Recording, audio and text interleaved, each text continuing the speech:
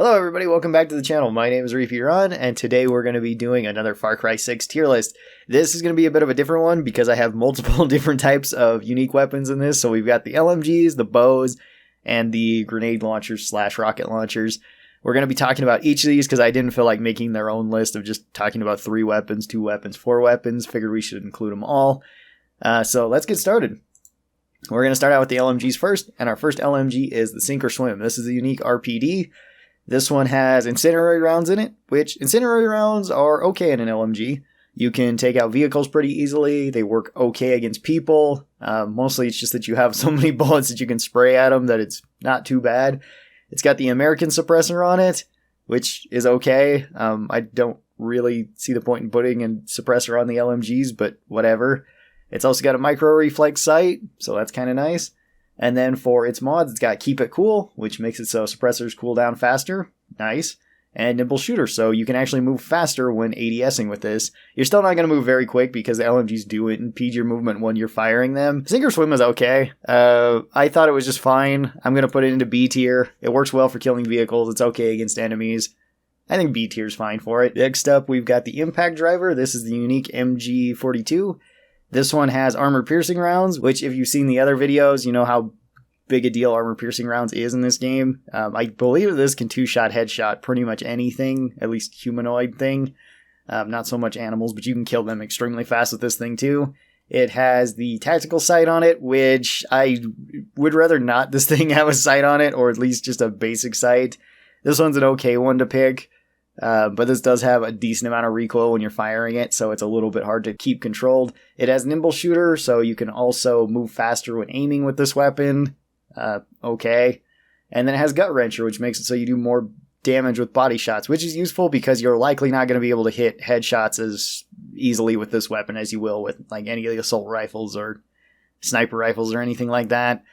Even the submachine guns. This one is probably going to be one of the more difficult ones. But even so, with how much damage you can inflict with this weapon, you can spray it just pretty much at anything, and you'll kill it very fast. This one is probably S tier. And then our last LMG is the Crackle and Pop. This one's loaded with explosive rounds, which is really cool in an LMG. It completely shreds through vehicles extremely fast. It can shred through groups of enemies if they clutter up. It can kill regular enemies pretty quick. It has the Spectre sight on it, which is probably one of the better sights to be putting on like the LMG, so that's nice. And then for its mods, it's got Headshot Supremo, so anytime you get a kill with a headshot, it refunds some Supremo charge, which is nice. And it has fast reload, which makes it reload quick. It's still going to reload slower than other weapons because it is LMG, but it is nice to have it have a faster reload. This one I would also probably say is S tier. Moving down to the bows, we're going to be talking about the Bullseye first. This is the unique compound bow. This one has the mod of precision arrows, which makes it so that the arrows fly straighter for a longer duration. That is kind of nice. It does make it so this weapon is more accurate than most bows, I would say. It has Headshot Supremo as mods, so refund your Supremo with headshots, cool. And it has High Ground, so you do more damage to enemies that are below you. That's okay. Honestly, it's unnecessary with this weapon, because if you're going for headshots, this weapon, I think, can one-shot headshot most enemies, if not all of them. The real downside to having the bows in this game, though, is that there's no real point in using them. They're slower than any of the rifles that you could modify to be suppressed, or sniper rifles, so it's going to take longer to do that. They have worse sights than them. And where bows were really useful in the other Far Cry's, because you actually got a lot of value out of carrying them around, because they were a silent weapon that you could also get bonus animal skins from. There's not really a point of going and hunting animals in this one. You can go and find and pick up all the random stuff that you'll need around the map. So even though this is decent, it's still probably like C tier, because I don't really see a point in taking it over any sort of sniper rifle or battle rifle or assault rifle with armor piercing rounds and like a suppressor on it. I think that all of those weapons are better than this one. Our next bow is El Capero. I think I'm saying that incorrectly, but this is the unique hunting bow. You get this from upgrading the hunting lodge. Same with you get the unique double barrel from upgrading the hunting lodge and one of the sniper rifles. I don't remember which one. But you do get all those weapons from upgrading this. This one also has precision arrows, so it flies straighter for a longer distance. Cool. It has the reflex bow sight. Okay, that's fine. And then it has Beastmaster, so you deal more damage to animals. If you want to dedicate an animal hunting weapon, you can actually do better than this, I would say. The double barrel is probably better than this in most situations because you can get it from upgrading the hunting shack as well. But if you want a bow, it's okay. It's pretty much the same as the bullseye, I would say. It works okay against other enemies, but it suffers from the same problems that the bow does. Compared to other unique weapons, they're actually not bad. And I don't know. Maybe I'd move them up to B tier. Moving on to the launchers, our first one is the unique RPG. This one is La Garancha. Not sure if I'm pronouncing that right either.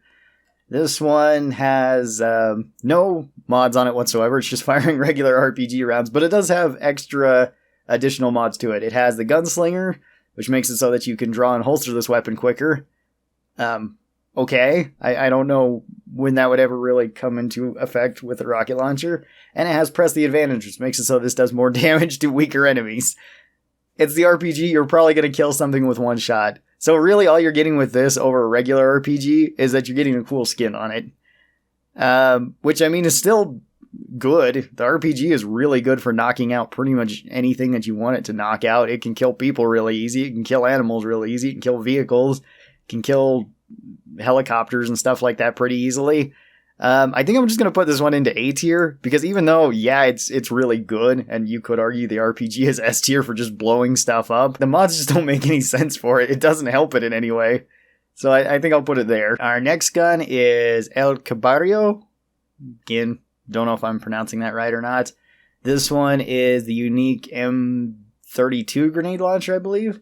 This one is loaded with incendiary grenades, which incendiary grenades are really good because you pretty much get all the advantages of a regular explosive, but then you also get fire added on top, so you'll do damage over time if you don't kill a vehicle, which you usually won't with one grenade from this. Well, depends on what kind of vehicle. But if you're shooting this at like a helicopter or something, you usually have to shoot it a couple times to kill it, but the fire does help. The fire also spreads so it can deal damage to other enemies around there. It has the mod Nimble Shooter, which makes it so you move a bit quicker when ADSing with this weapon, which is okay. This weapon is actually pretty accurate. It's surprisingly accurate. And then it also has the mod Reload All, which makes it so once you reload this weapon, it reloads all of your weapons. That is really cool. It would be nicer if this gun didn't have a super long reload, but that is still a nice modification. This is probably one of the best launchers in the game. I'd put this one up into S tier too. Our next launcher is La Petite Morte. This is the M79 grenade launcher, and this one is loaded with poison grenades, which is really bad. Poison grenades are pretty awful. Spreading the poison out to multiple enemies might seem like a decent idea because you can poison multiple enemies and have them fight one another. But when you could just shoot a regular grenade there and kill all the enemies that you hit regardless, there's no real benefit from loading poison rounds into this. This weapon is pretty awful just because of that. It does have the mod's Gunslinger, which makes it so you can draw and holster it quicker. Again, I don't know when you're really going to care about that all that much with a grenade launcher. And then it has Press Your Advantage, which makes it so this weapon does more damage to enemies at low health. It's still not that good. Like, the poison takes forever to tick down health, and if you just keep shooting this at it, again, there's no point in having this mod or having this grenade in this weapon. Just the regular, the other explosive weapons are so much better than it. This one's D tier. This one was super disappointing, although it does have a really cool skin. And then our last weapon is the Into Orbit. This is the unique Rat 4. This one has 2 modifications on it. It has lock on, which makes it so the missiles will lock on to enemies. That is really good for shooting down helicopters and planes. Well, you can usually shoot down planes pretty easy, but helicopters, it's really great for knocking out of the air. And it's got high ground, which makes it so you do more damage to enemies below you. If you're shooting this at any regular enemies, you're going to kill them with the regular shot anyway, unless they're on like the outskirts of the explosion, in which case then maybe high ground helps.